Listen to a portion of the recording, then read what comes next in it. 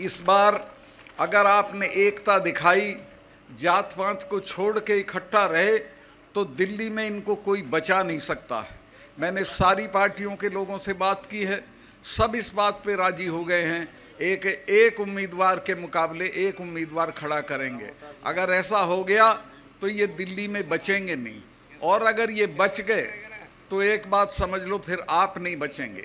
ये आखिरी मौका है हम लोगों के लिए कि हम अपने पेशे को, अपनी ज़मीनों को, अपने बच्चों को बचाएं।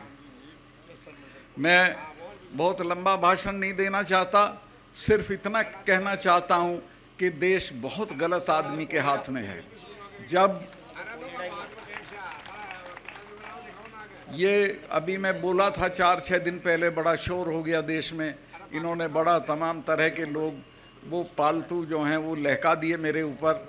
मैंने ये बताया था, जो सच था उसी वक्त बताया था जब मैं ये था गवर्नर था, कि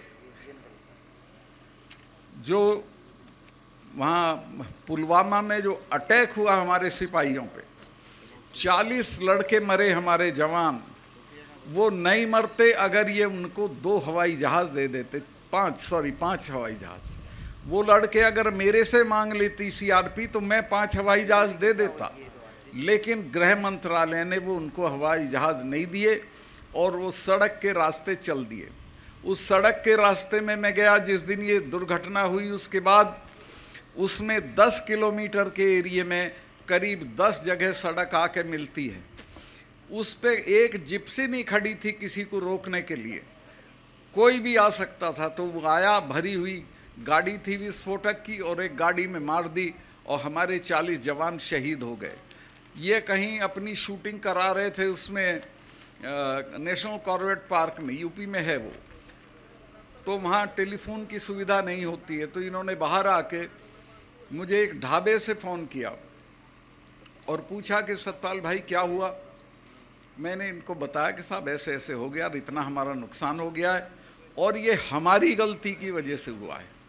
अगर हम जहाज़ दे देते तो ये हमारे बच्चे नहीं मरते। तो इन्होंने मुझे कहा कि नहीं अभी इस पे चुप रहो, इस पे अभी चुप रहो। जो नेशनल सिक्योरिटी एडवाइज़र है, जिसका नाम आपने सुना होगा, अजीत डोभाल, वो मेरा क्लास फेलो रहा, कानून की क्लास में हम साथ पढ़ते थे। उसका मुझे फ़ोन आया फ़ौरन कि प्राइम मिनिस्टर ये कह रहे हैं आप बोलें नहीं कुछ। चूँकि मैं बोल दिया था, मैं 2-3 चैनल को ये बता चुका था कि हमारी गलती से ये हुआ है, कि वो ये कह रहे हैं कि इस पे तुम चुप रहो। मैं समझ गया था कि अब इसका ये पूरा राजनीतिकरण अपने चुनाव के लिए करेंगे, जो मर गए वो भाड़ में जाए, इनको कोई मतलब नहीं है। और आज तक उस पूरे मामले की कोई जांच नहीं हुई है, कोई उसका नतीजा नहीं आया है।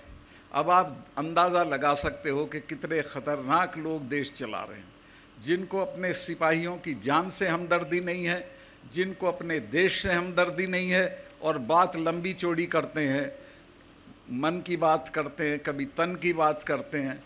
तो मैं आपसे ये कहना चाहता हूँ कि बहुत हो गया, अब संभल जाओ, और अब नहीं संभलोगे तो हमारी तो अब उम्र लंबी हो गई, चले जाएंगे, लेकिन आपकी पीढ़ियां याद करेंगी कि कभी आपने गलती की थी और एक ऐसी सरकार को बने रहने दिया था जिसने आपका सब बर्बाद कर दिया, खेती भी, फौज भी, नौकरियां भी।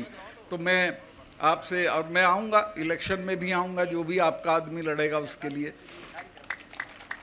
मैं तो, मेरे पैर में बहुत तकलीफ़ है, लेकिन फिर भी मैं घूम रहा हूँ, महीने में कम से कम 10 पब्लिक मीटिंग करता हूँ, सब जगह जा रहा हूँ, सबसे बात कर रहा हूँ, और मुझे ये कामयाबी मिली है कि सब इसके लिए राज़ी हो गए हैं कि एक उम्मीदवार के मुकाबले एक उम्मीदवार खड़ा करेंगे।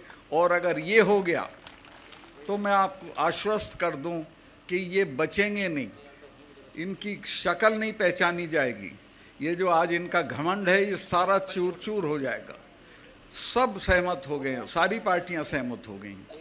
मैं बहुत लंबा भाषण कर दिया, भाई इतना ही कहना चाहता हूं कि ये मौके रोज़ नहीं मिलते हैं। ये मौका अभी फिर तो 5 साल को बाद जाएगी, और 5 साल में तो ये इतनी बर्बादी कर देगा कि आप अंदाज भी नहीं कर सकते हो। 5 साल में तो पता नहीं क्या क्या हो जाएगा। तो मैं काफ़ी आपका समय लिया, अभी मैं इतना ही हाँ हाँ हाँ हाँ हाँ, असली चीज़ तो मैं बोल ही नहीं रहा था, वो थी यहाँ के शहीदों की कुर्बानी। आपके जो 5 लोग शहीद हुए थे वो अंग्रेज़ों की बंदूकों के सामने खड़े हो गए थे। जब उनकी औलाद हो तो इससे क्या डरने की ज़रूरत है, ये तो कोई चीज़